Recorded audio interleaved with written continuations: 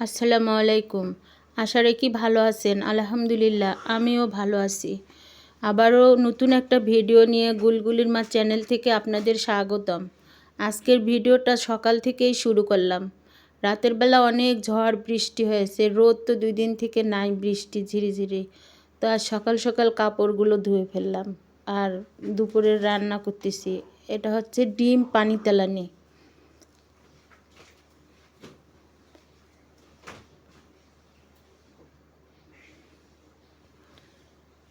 পেঁয়াজ মরিচ তেলের মধ্যে ভেজে তারপর হচ্ছে পানি দিয়ে ডিম ভেঙে দেওয়া লাগে। আর হচ্ছে এটা হচ্ছে আলুর ঘাটি।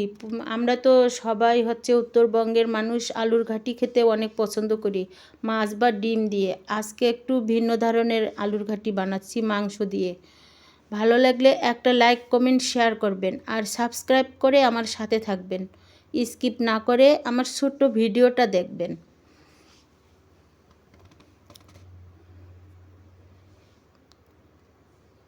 মাংস দিয়ে আলুর ঘাটি, আলুগুলো কষাতে কষাতে একদম গলে যাওয়ার মতোই হয়ে যাবে।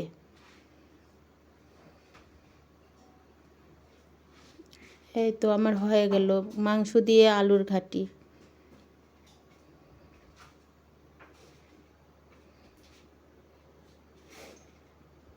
তারপর হচ্ছে কচুরলতি ভাজি করব আলু দিয়ে। অল্প 2-1টা আলু দিছি, আলু কাঁচামরিচ পেঁয়াজ আর রসুন দিয়ে কচুরলতি ভাজি করব। ভাজিটাও আমার কমপ্লিট। কে কে কচুরলতি খেতে ভালোবাসেন কমেন্ট করে জানাবেন।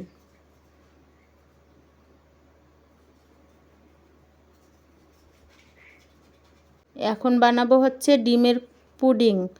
2 দিন থেকে আমার মেয়ে নিজে নিজে ট্রাই করে ওভেনে দিয়ে।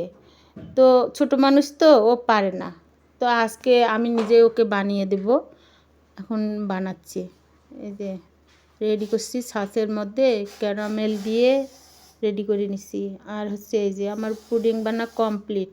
ভালো লাগলে অবশ্যই ভিডিওটা বেশি বেশি করে দেখবেন আর বন্ধুদের মাঝে শেয়ার করে দিবেন। আপনারা ভালো থাকবেন, আমার জন্য দোয়া করবেন। আল্লাহ হাফেজ।